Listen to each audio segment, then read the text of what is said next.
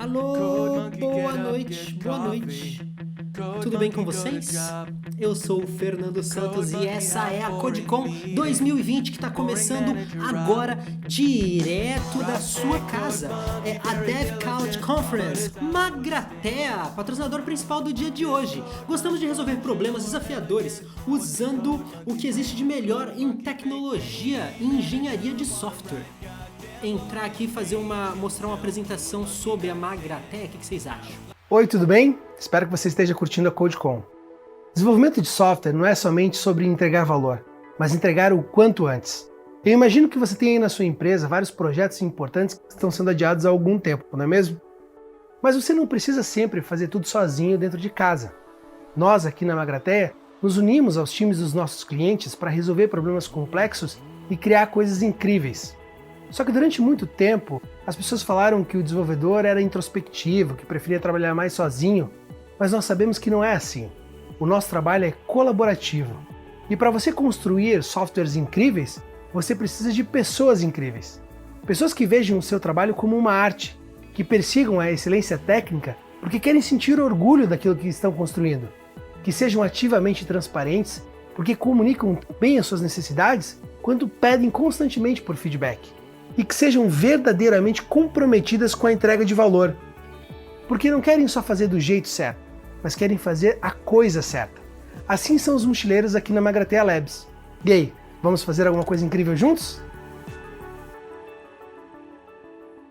Então agora eu quero do chat uma salva de palmas para Lauro Gripa, que vai fazer a palestra LGPD na prática. Vamos assistir no 3, no 2, no 1.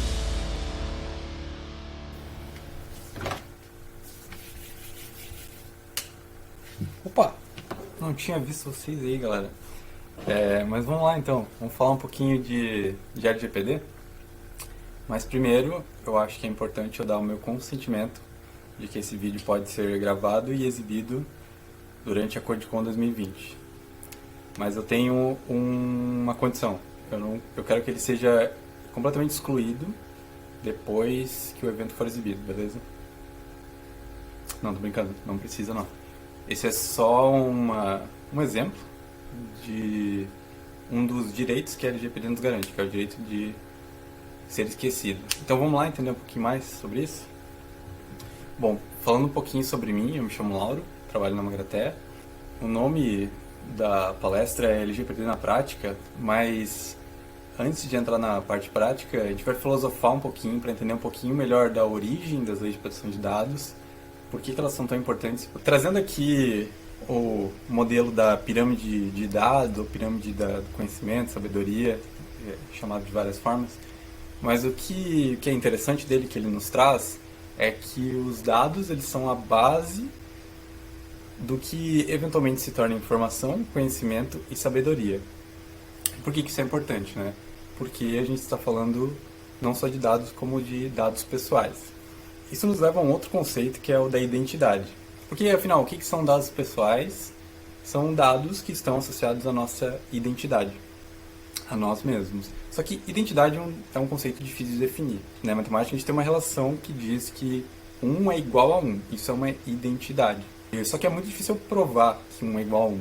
Eu parto de uma premissa, eu assumo que isso é verdade, e aí as consequências que levam a tornar isso real. Esse é um exemplo engraçado, até porque esse livro aqui, eles demoraram 350 páginas para provar que 1 mais 1 é igual a 2. Esse é um conceito muito importante. Isso nos leva ao quê? Nos leva ao evento-chave que deu origem às leis de proteção de dados modernas, são GDPR e LGPD também.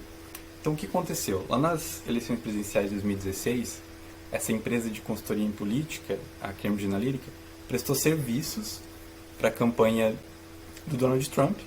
E o que eles fizeram? Basicamente, eles tiveram acesso a dados expostos do Facebook, trataram esses dados e conseguiram construir perfis das pessoas. Como que eles fizeram isso? Eles usaram uma vulnerabilidade de um app do Facebook, aqueles tipos de apps que você responde coisas sobre sua vida, coisas que parecem banais até, tipo, quem sou eu no Game of Thrones, sei lá. Só que revelam muito sobre a sua personalidade. São dados que você está dando para aquele aplicativo.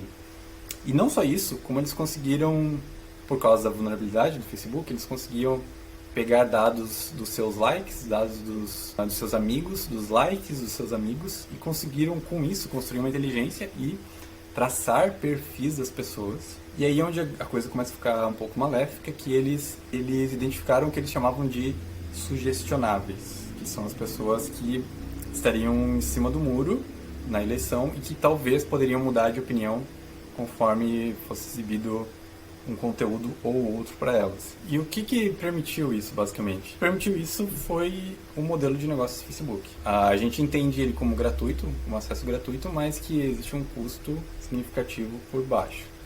Eles realmente capturavam vários dos nossos dados, esses dados eram vendidos para empresas como a Cambridge Analytica, manipulavam esses dados, conseguiam criar informações. Então, lembrando, vamos voltar um pouquinho aqui, lembrando da pirâmide, eles conseguiam construir informações para então afetar o seu percebimento, seu conhecimento e sua sabedoria. Eles produziam informações falsas. Basicamente, o que a Cambridge Analytica fez? Eles exploraram duas coisas duas características da pirâmide de dados, né? Uma que eles pegaram a base da pirâmide, os dados, né? Os nossos dados pessoais, especificamente, e conseguiram extrair informações daquilo e ter um conhecimento sobre pessoas possivelmente sugestionáveis. E de outro lado, eles também usaram a pirâmide para então inventar dados, criar informações falsas. O que a Cambridge Analytica fez, então? Eles se aproveitaram de duas características da pirâmide de dados. De um lado, eles usaram os dados das pessoas envolvidas para traçar perfis. Então, eles usaram os dados pessoais das pessoas, conseguiram extrair informações e ter conhecimento sobre as possíveis pessoas sugestionáveis, as pessoas que eles poderiam manipular de alguma forma. E de outro lado, eles usaram esses dados, ou melhor, eles usaram esse conhecimento gerado aqui para então criar dados do outro lado, para acabar gerando informações falsas, conhecimento falso. Então, isso está muito associado ao modelo de negócio do Facebook, que basicamente é que se você não paga, você é o produto. A gente acha que não tem custo, né, que é gratuito, mas o custo está ali por baixo. Eles realmente estão aproveitando do seu tempo, dos dados que você gera, dos sinais que você gera, e até mesmo da sua identidade, porque afinal a gente coloca nosso nome, a gente se identifica no Facebook, né? E aí dessa forma a gente acaba sendo produto, a gente acaba sendo vendido. Bom, então, o que aconteceu foi que o Facebook acabou recebendo uma ação judicial, foi à corte, a Cambridge Analytica foi condenada, e isso basicamente foi o que deu origem à GDPR e um pouco de tempo depois a LGPD também. Se quiser saber mais um pouco, tem esse filme aqui, o The Great Hack, que é bem interessante, que explora bem mais a fundo essa questão. Então, vamos ao que interessa agora, né? O que eu posso fazer, então, para entender as leis, e também se eu tenho uma empresa, uma organização, para me adequar a essas leis? Ou mesmo até como usuário, o que eu ganho de direitos e benefícios com isso, né? Acho que a primeira medida que você pode tomar imediatamente, entender um pouco mais a GDPR, porque elas são quase como primas, assim. Elas são bem similares, a LGPD foi bem inspirada na GDPR, então elas compartilham várias coisas, assim, a base delas é muito similar. Eu acho que a LGPD é um pouco menos restrita, assim, um pouco mais... Uma coisa que é interessante nesse ponto é que, em primeiro lugar, a GDPR já tem mais um tempo, ela está rodando já na Europa, então teve empresas que tiveram que se adequar. E segundo, que como ela é mais restrita, se você se adequa à GDPR, quase que automaticamente se adequa à LGPD também. Então isso é legal, porque tem isso, né? Tem história de várias empresas já que passaram para a GDPR que compartilham as dores desse processo. Então, trazendo aqui alguns conceitos principais da GDPR. Né? É uma lei baseada em princípios, entre eles é a transparência, para que essas coisas que a gente falou agora há pouco no Facebook não fiquem mais no underground, que elas não fiquem mais embaixo do tapete. Né? pessoas possam saber o que está sendo feito com os dados delas para que isso não se repita. Ela também fala do princípio da limitação de finalidade. Por que eu preciso ter tantos dados, sabe? Qual que é a finalidade desses dados? Será que talvez é para traçar perfis psicológicos e manipular as pessoas? Isso leva ao outro princípio, que é o da minimização de dados, que é realmente a gente trabalhar só com dados que a gente precisa. E dela envolve o consentimento também, que é outro conceito importante dela, que é eu declaradamente dizer que eu como titular de dados, permito o uso, o tratamento desses dados, né? E tem os direitos também, que é o direito à retificação, que é o direito à mudança, né? Caso um dado seja desatualizado ou incorreto, eu tenho o direito a pedir uma mudança dele. Eu tenho direito à exclusão, que a gente falou no começo do vídeo, né? Se eu quiser ser esquecido, eu posso. Esse dado tem que ser excluído. O direito à portabilidade de dados em formato legível de máquina, quer dizer isso, né? São dados como um Excel, um JSON, alguma coisa que pode ser portável entre máquinas. Um adendo, a única coisa que entra aqui é o legítimo interesse. Então, nem todos os dados precisam ser excluídos ou alterados, desde que haja um legítimo interesse da empresa naquilo, né? Dados, por exemplo, de acesso ao seu sistema, eles estão dentro do seu legítimo interesse, então eles não precisam necessariamente ser excluídos. Esse é um conceito importante da lei também, legítimo interesse. E outra coisa que ela fala também é do DPO, que é uma pessoa que ela vai representar as pessoas dentro das organizações e ela não pode ter conflito de interesse com os sócios, os diretores da empresa, né? Isso é na GDPR, obviamente, né? No Brasil, parece que vai se chamar encarregado pelo tratamento de dados pessoais, alguma coisa assim. Vai ter um nome um pouco diferente, a função também talvez seja um pouco diferente, mas no geral acredito que seja isso. Como eu falei, utilizar a GDPR como base é pode ser algo bem produtivo, porque elas compartilham várias coisas, né? E uma coisa que é bem interessante, porque como elas são baseadas em princípios, são coisas que dificilmente mudam ao longo do tempo, elas incentivam uma mudança na cultura. Como eu falei antes, existem diversas experiências com o GDPR que podem servir como base para o LGPD. Então, a gente também preparou um material bacana, que é um site com a lei comentada. Você pode ir lá ver todos os principais capítulos da lei com alguns dos principais termos comentados para tirar sua dúvida. E também alguns vídeos com os principais temas, as principais perguntas feitas. Tem o link aqui na apresentação. A gente também tem um checklist, como se fosse um quiz, assim, para te dar um pontapé inicial das coisas que você fez ou não fez na sua organização, que você precisa fazer para te dar um norte, assim, das coisas que você precisa fazer ainda. Também tem um link na apresentação. Então vamos lá, vamos pegar algumas das principais perguntas, assim. Antes de responder a pergunta, eu vou falar de dois conceitos importantes aqui, que são o controlador e o processador, né? O que é o controlador? É alguém que detém o tratamento de dados em seu nome e para uma finalidade própria. O processador é alguém que detém os dados em nome de outra pessoa. Quase todo mundo é controlador de alguma forma. Até mesmo, a gente está falando de dados pessoais, não só de dados digitais. A questão digital foi o que deu origem a isso, mas a lei engloba tudo, inclusive papel, né? Então, de alguma forma, quase todo mundo é controlador.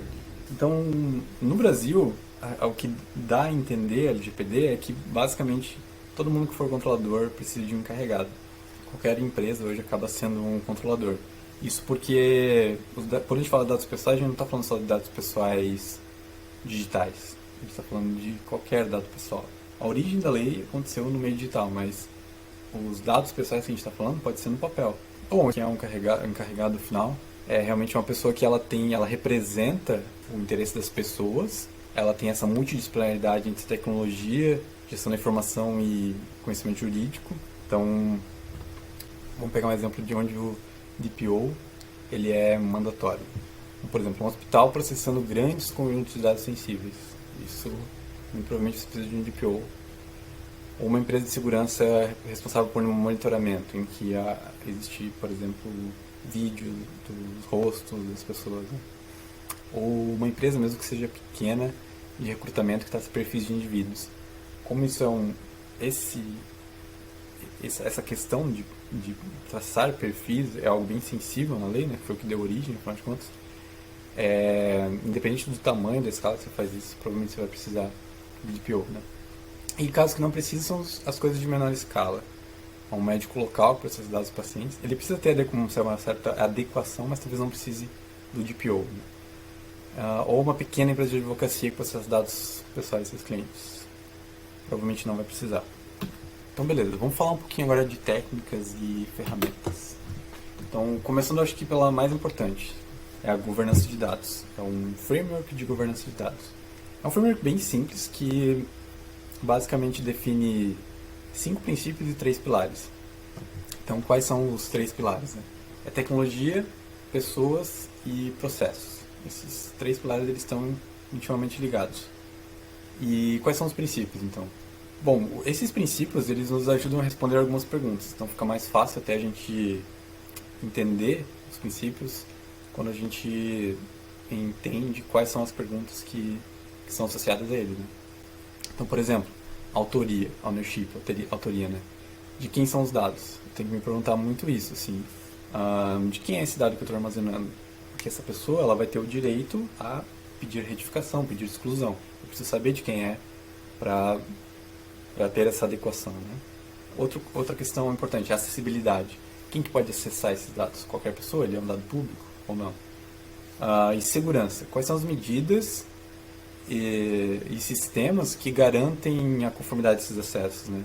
Esses acessos, essa acessibilidade que a gente falou antes, ela é segura? Existem meios de quebrar ela? Isso é muito importante também.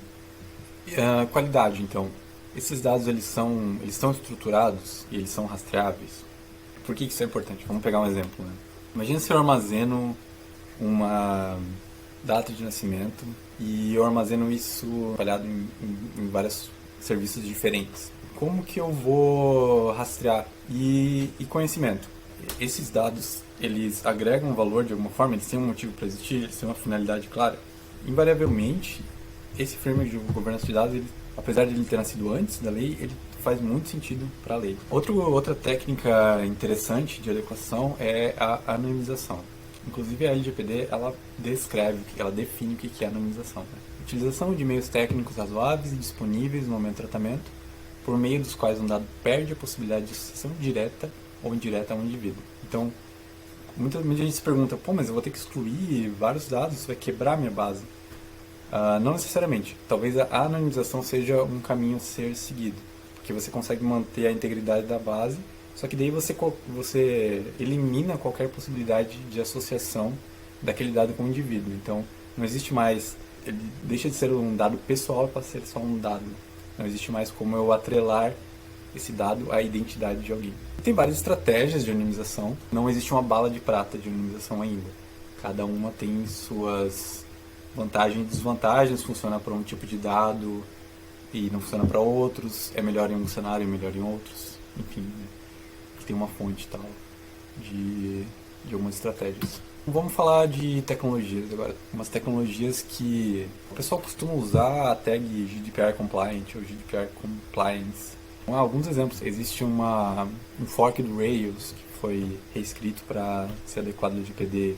O Arroy, eu acho que ele é uma ferramenta de analytics. O Redis tem algumas diretrizes, Postgres. Tem algumas awesome lists, listam várias tecnologias que estão saindo. As empresas de hospedagem, elas, no geral, elas tiveram que passar pela adequação à GDPR.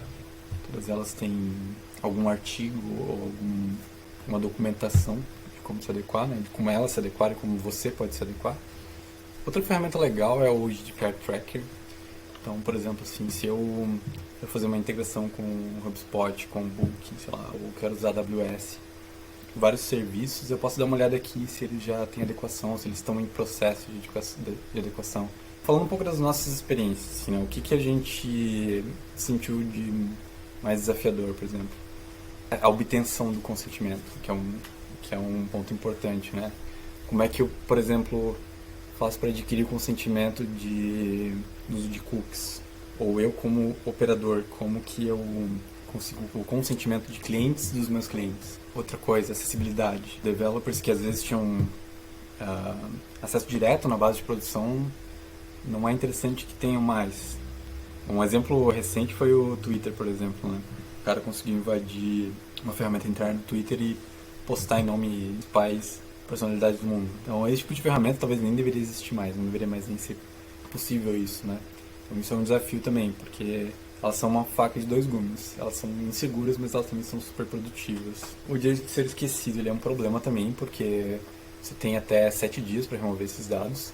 E dependendo de como eles estão estruturados ou não, como eles estão espalhados pela aplicação ou não, isso é um desafio, né? Então, construir uma interface para edição, deleção ou download dos dados, e tudo isso para clientes de clientes, né? Então, algumas preocupações que surgem também. Por exemplo, com a imagem da empresa, com o marketing. Com a GDPR, por exemplo, você precisa estar adequado, senão você não fecha mais negócio. E aquela questão da acessibilidade que eu falei antes, por exemplo, acaba influenciando a produtividade. Algumas mudanças que a lei exige dentro dos sistemas pode afetar o desempenho. Bom, e algumas soluções que a gente encontrou para esses desafios, né? Proteção de consentimento, por exemplo, o Double Opt-in, que é uma técnica que você pede o consentimento para enviar e-mail e depois você pede de novo, depois que o e-mail é recebido, para evitar que outra pessoa esteja colocando um e-mail que não é dele, né? E as técnicas de cookie consent, para rastrear os cookies e administrar eles. Uma solução também, eu disse esquecida, é gerenciar o consentimento. Bom, vamos algumas dicas aqui. Em primeiro lugar, pensamento sistêmico.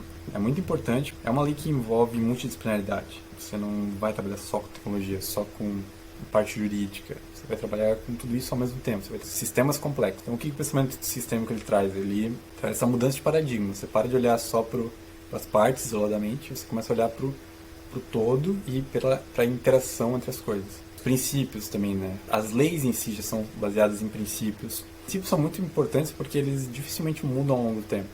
Então eles criam uma base sólida para você tomar decisões de uma maneira mais simples. O framework de governança de dados é uma dica que eu dou também, focar nele. Pessoas acima de processos e tecnologias, por mais que essas coisas estejam muito atreladas, a gente sempre tem que focar nas pessoas primeiro. No fim das contas, quem constrói tudo isso são as pessoas. Ao mesmo tempo, são as pessoas que são a principal vulnerabilidade do sistema. Também muito associado a essa dica anterior, a disseminação de conhecimento, a mudança na cultura, né? Você realmente envolver todas as pessoas da organização e mostrar para elas, inclusive essas coisas que eu falei sobre a origem dessas leis, né? São princípios bem interessantes que elas entendam e que até geram benefícios para essas pessoas. Né? Outra coisa mais técnica é desenvolver pensando em dados. E isso também está muito atrelado à qualidade, né? Você pensa quais são os dados que eu estou armazenando, qual é a finalidade desses dados, como que eu rastreio eles, se eles são estruturados, consigo gerar conhecimento. Por último, mas não menos importante, a transparência e boa vontade de estar em conformidade.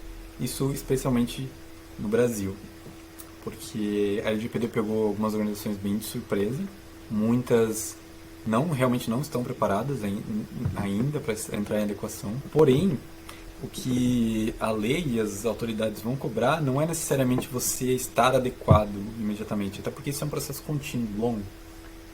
Mas sim você mostrar boa vontade em se adequar, ser transparente em relação aos problemas que você tem, aos processos que você está construindo, e realmente demonstrar que você está em processo de adequação, que você não está negligenciando.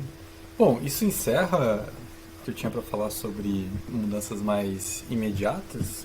Vamos falar um pouco de tendências, coisas que a gente pode fazer a longo prazo. Lembrando que esse é um processo contínuo, processo de adequação de muitas coisas que a gente construiu na internet. Bom, vamos pegar aqui o exemplo do Google. Então, em 2010, por exemplo, eles tinham o propósito de ser o provedor de identidade na internet. De certa forma, eles conseguiram até. Isso não é necessariamente ruim, mas pode ser uma fragilidade, digamos assim, na internet, porque nossa identidade está num único lugar. O Google sabe onde eu estou, ele sabe algumas coisas que eu falo, ele sabe e conhece o meu rosto. Em 2030, sei lá, eles sejam realmente um supercomputador ou o cérebro da humanidade, como eles falam. Isso pode ser a melhor coisa da humanidade ou a pior coisa da humanidade. Vai depender de como isso é feito e se existem formas de explorar isso, que a Cambridge Analytica fez com o Facebook, né? Imagina se aparece outra Cambridge Analytica e nesse cenário em toda a humanidade, em esse cérebro compartilhado, de toda a identidade digital está no mesmo lugar. O potencial de exploração disso é muito maior ainda do que foi das eleições presidenciais, né? E quais são as tendências que a gente está vendo surgir para que isso não aconteça? Independente de ser centralizado ou descentralizado, o que a gente pode fazer para que não surja uma nova entidade que explore vulnerabilidades dos nossos sistemas, usar contra nós mesmos, né? O princípio é o Privacy by Design, ou Privacy by Default, que ele é recomendado pela GDPR também, na própria lei, alguns termos e tal, algumas definições sobre o que é isso. Só que ele foi criticado principalmente pelo pessoal de engenharia por ele ser muito vago, ele não ser fácil de implementar, assim, não dar diretrizes técnicas. Então, até como resposta a isso, de certa forma, surgiu o Local First ou Offline First, que foi proposto por essas 4 pessoas, em especial pelo Martin Kleppmann.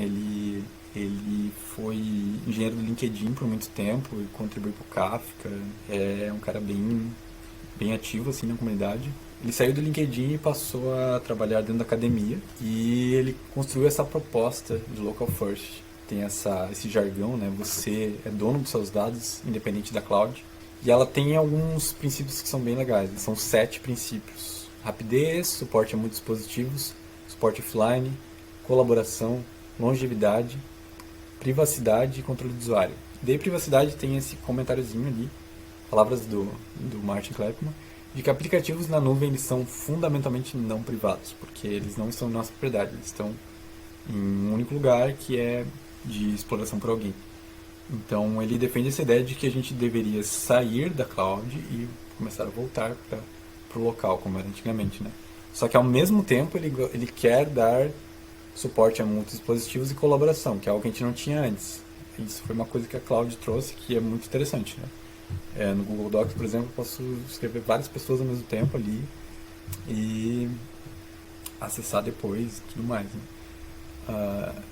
E o que ele está propondo e imaginando e começando a construir, inclusive existem alguns aplicativos de exemplo, é você conseguir fazer offline suas coisas, você manter uma versão offline, inclusive, daquilo, e quando você conecta, os conflitos possíveis são resolvidos de maneira amigável, com um tipo de dado que não sofre muito conflito. E permitindo a colaboração também. Então, 2 pessoas podem colaborar offline e, eventualmente, elas ficam online e resolvem os conflitos. Então, é bem legal, uma pesquisa bem bacana que está acontecendo aí.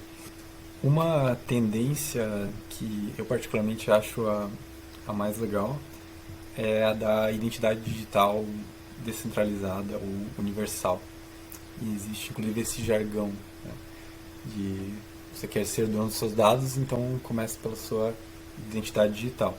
Justamente por causa dessa relação que a gente falou ali no começo, né, dos dados pessoais estarem intimamente ligados à sua identidade. Eu tenho uma palestra só sobre isso, está linkada aqui na apresentação, se alguém tiver mais interesse para aprofundar nisso, principalmente soluções de blockchain. Bom, eu vou terminar então com uma provocação aqui, porque eu acredito que a gente pode fazer parte, a gente pode ajudar a construir esse futuro. Então, o que essa imagem representa, né? Ela representa o nosso passado ali, que as redes eram eram menores e mais fechadas. A cloud, ela trouxe um acesso muito maior das pessoas a ferramentas e tudo mais. Então, por um lado, isso foi muito bom. Por outro, ela acabou gerando uma vulnerabilidade, porque as coisas tinham agora um único ponto de falha. E como aconteceu com o Facebook, esse ponto pôde ser explorado. E para o futuro, é uma visão que a internet tem desde os primórdios, na verdade, mas que ainda não conseguimos chegar lá, que é realmente ter o acesso livre e ser distribuído e descentralizado ao mesmo tempo. Não ter uma única identidade detentora das coisas, né?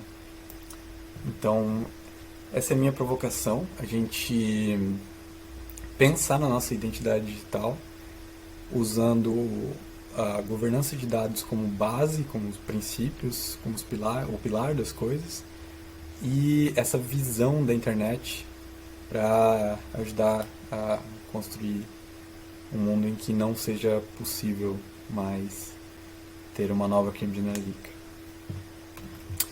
E é isso, pessoal. Obrigado.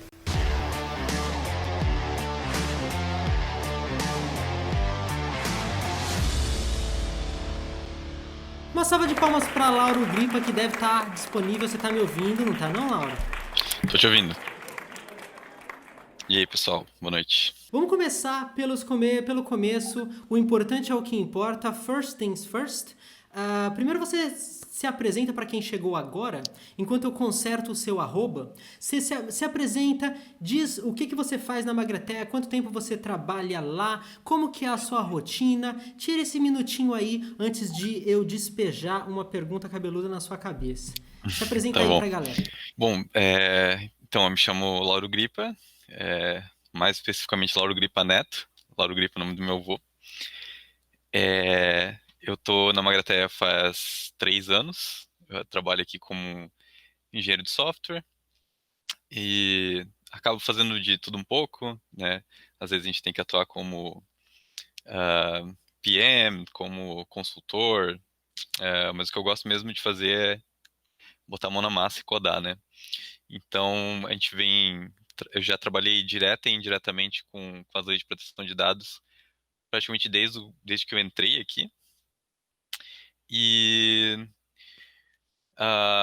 no meu, como que eu posso dizer assim, o meu hobby, sei lá, é estudar tecnologia de blockchain, né? Que daí tem a ver com a provocação que eu fiz no final. Acho que é basicamente isso. Perfeito, Lauro. Claro, deixando claro que é um prazer, uma honra receber você aqui, né?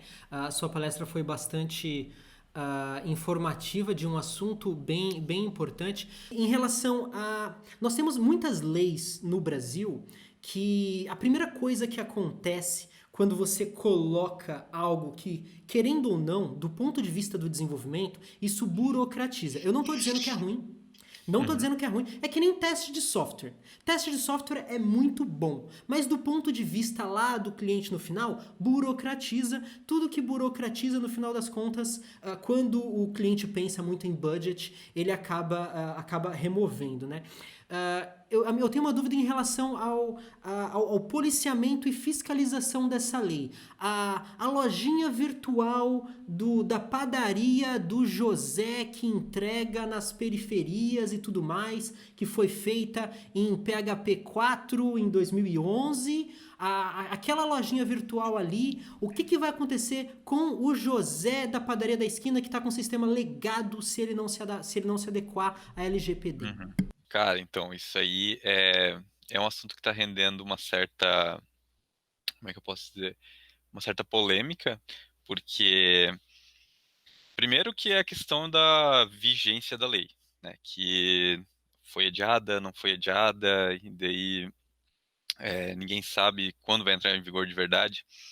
Aparentemente ela já está valendo, ela só falta ser sancionada e entrar no Diário Oficial com a assinatura do presidente. E aí tem uma outra questão que beleza, essa é a vigência dela, mas existe a aplicação dela e as entidades reguladoras. Então, o que aconteceu já foi que o presidente assinou a criação da ANPD, que vai ser a Agência Nacional de Proteção de Dados que regula isso. E tem eu acho que é uma medida provisória, não sei dizer, tá? Não é bem minha praia, assim, essas questões mais técnicas, jurídicas, que diz que multas vão só começar a ser aplicadas, multas e notificações começarão a ser aplicadas somente no ano que vem, em agosto, setembro, alguma coisa assim, de 2021. Então, isso criou até uma certa calmaria entre as pessoas que, na minha opinião, elas não deveriam estar calmas em relação a isso, elas deveriam já estar se preparando, porque é um processo contínuo e longo. Então, até mesmo o Joãozinho, né, lá na padaria dele, de alguma forma ele já tem que estar pensando em relação a isso. E até mesmo se ele não tiver um sistema é, virtual, mesmo se ele tiver só sistema em papel, se ele estiver lidando com dados pessoais de alguém, ele já tem que começar a pensar nisso, por mais que, não, beleza, talvez a multa atrase, mas a gente tem que lembrar que, tudo bem, no Brasil as instituições são um pouco mais frágeis, às vezes, as coisas demoram para acontecer. Só que é uma lei que está acontecendo a nível global. Ela aconteceu na Europa, ela já está bem estabelecida, já multas já foram aplicadas, são aplicadas constantemente. Nos Estados Unidos também estão acontecendo coisas e, enfim, isso provavelmente não vai mudar tão cedo. É uma tendência de provavelmente fortalecer isso. E claro também que ela não vem para prejudicar necessariamente um negócio, mas sim para adequar ele, e proteger tanto a pessoa quanto a organização. Então, resumindo, sim, até mesmo se você é pequeno e se você lida com dados pessoais, já deveria se preocupar, porque é um processo relativamente complexo e longo. Certo. Então quer dizer, se você for pego e autuado, você vai ser multado, né? Ninguém vai fechar a sua loja, então, né? Você vai ser multado se ficar comprovado que você não está dentro da lei, que a sua ferramenta não está dentro da lei. Vai rolar uma espécie de notificação primeiro, né? Uhum. E então ninguém vai fechar o seu negócio, mas isso vai ter um incentivo para a empresa se adequar. Então, Então, fala. depende, assim, como é que eu posso dizer? Eu não sei exatamente qual que é o processo, assim, tá descrito na lei, assim, qual que é o processo, né? Mas existe uma notificação primeiro, depois uma multa. E o pior que pode acontecer é sim a sua organização ser, não necessariamente fechada, mas impedida de, de rodar. Então, a multa chega a 2% do faturamento bruto no ano, então o que é bastante, né? Se tu pensa no faturamento bruto, 2% pode significar bastante, então já é uma multa pesada. E depois dessa multa, se você continuar, não estiver em adequação, pode significar a interrupção do seu processo. Então você para de rodar. Então é sério, assim, né? Uma pergunta bem de leigo mesmo em relação a LGPD. Ah, porque muita gente conhece a GDPR, né, a europeia, e pouca gente conhece a LGPD. Então, vamos supor que se a pessoa tem, por exemplo, um site em WordPress, que tá lá o seu conteúdo e tudo mais, e vamos supor que seja uma revista regional em WordPress e tal, e a pessoa tentando se adequar à LGPD, a pessoa instala um plugin que atende a GDPR, focado na GDPR. O quão errado você estaria ao fazer isso, se é que você estaria errado? Não, acho que não estaria errado, não. Assim, as leis são muito próximas, assim, tem mais similaridades do que diferenças, e as diferenças elas não chegam a ser tão conflitantes, assim. E no geral a GDPR é muito, não muito, mas é mais restrita. Então, se você está seguindo coisas que se adequam a GDPR, provavelmente a LGPD já vai estar adequada também. Então é um bom caminho. Então, se uma empresa grande multinacional, agora não falando do Zé da esquina, se uma empresa grande multinacional que já atende na Europa fala lá, a gente já tem as coisas da GDPR lá, vamos trazer a mesma solução para o Brasil, Ctrl+C, Ctrl+V no código e automaticamente você está adequado à LGPD. Sim, tem algumas diferenças, assim, de cabeça eu não vou saber dizer, mas ah, em relação se eu não me engano, a figura do encarregado ou do DPO, tem algumas pequenas diferenças, mas no geral já vai estar 90% do caminho andado. Agora vamos para as perguntas do chat, né? Até agora a gente está conversando só dúvidas que eu tinha mesmo. JP Alves L. Por que a LGPD tem sido adiada para ser implantada, Lauro? Essa também é uma pergunta difícil para um dev responder, mas eu vou dar meu pitaco, assim, né? Eu acho que possivelmente existe um pouco de lobby das empresas, porque tem pesquisa aí, é, pesquisa de clima, digamos assim, de como as empresas estão se sentindo em relação ao LGPD e, cara, assim, era uma coisa absurda, assim, tipo, lá no ano passado, né, ou em 2018, quando a lei começou a andar, era coisa tipo assim, e poucos por cento das empresas não estava nem começando a se mexer, isso incluindo grandes empresas. Então eu imagino que deve ter existido um pouco de lobby, assim, né? Tipo, ah, um, um medo das multas e tudo mais, mas ao mesmo tempo também teve a pandemia, né? Que inviabilizou várias coisas. E pelo pouco que eu sei assim sobre essa parte mais de burocracia, é que a NPD também, que seria responsável por fiscalizar e tudo mais, não está bem estruturada ainda, está em um processo de estruturação. Então, eu imagino que seja uma mistura desses vários motivos que eu citei agora. Lucas Tsunami perguntou: no caso de sistemas de log e auditoria, preciso remover os dados neles também? Eu acho que ele está se referindo àquele seu direito de deletar os seus dados pessoais e tal. Uhum. Sim, é. Essa é uma boa pergunta, é uma pergunta interessante.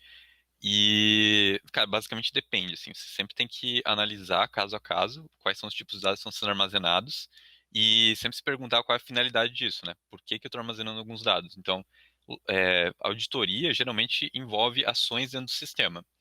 É, então não envolve muitos dados pessoais, não sensíveis, pelo menos, né? Então, e de modo geral também existe um princípio da lei que é o legítimo interesse, e você, como organização, pode usar o legítimo interesse para, digamos assim, armazenar esses dados e se defender em caso de um usuário ah, mal intencionado, por exemplo, que fez alguma coisa no seu sistema. Então você tem o direito de armazenar esse dado assim como no legítimo interesse. Porém, a gente sempre recomenda o consentimento e a minimização dos dados. Você sempre se perguntar é, por que que você está armazenando aquele dado, qual dado que está ali e tudo mais, né? E eu acho que além disso, a transparência também, né? Você deixar claro por que que você armazena isso e, ah, e realmente ter a opção da pessoa pelo menos saber qual que é a finalidade daquilo, sabe? O Lucas S. Abreu perguntou como funciona a lei para situações que você está guardando a informação para um terceiro. Por exemplo, uma ferramenta de controle de leads. Eu não tenho como pedir o consentimento para a empresa ou pessoa que é o lead. Nesse caso, o consentimento ainda é problema meu ou apenas do cliente para quem ele tá oferecendo lead, né? Uhum. O caso que ele está mencionando é o caso do operador.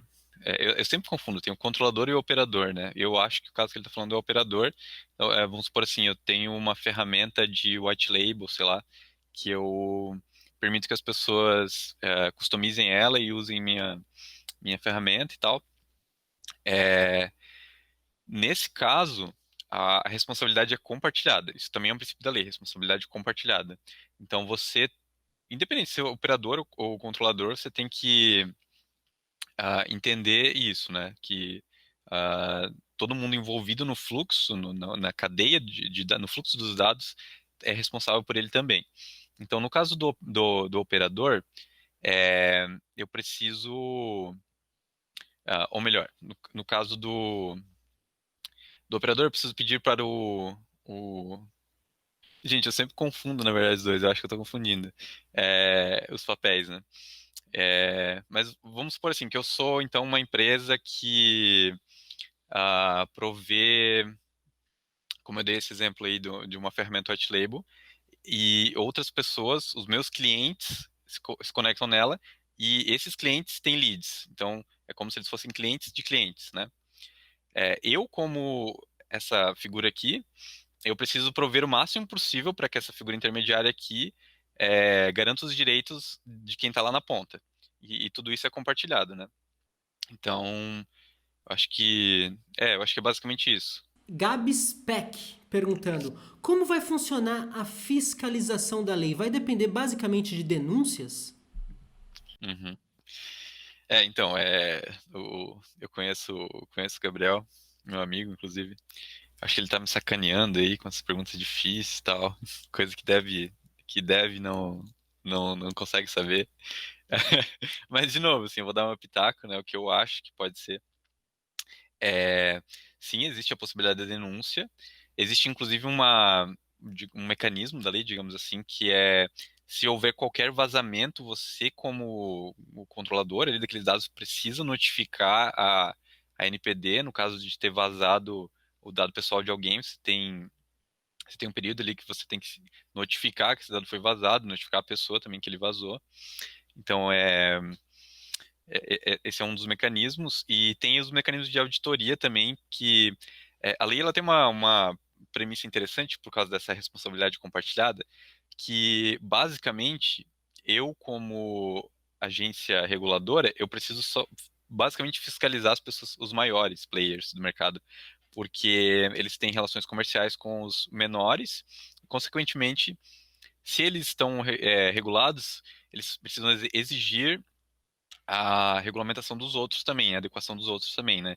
Então, o que provavelmente vai acontecer são ah, esses órgãos reguladores marcando auditorias dentro das maiores empresas no começo, e isso vai descer em cascata, digamos assim, para as outras organizações. Essa pergunta eu também não sei se você vai saber, né? Porque lembrando, galera, o Lauro Gripa, ele é dev, assim como eu, assim como você, né? Ele não só é dev como a gente, mas também ele é um dev que entende de LGPD, né? Para um operador que administra um sistema da área de saúde e tem acesso a dados muito sensíveis, olha, eu imagino que se você administra um sistema da área de saúde e os dados são muito sensíveis, você pode usar xilocaína. Eu não tenho certeza, eu vou confirmar com a produção. Mas vamos lá, terminando a pergunta.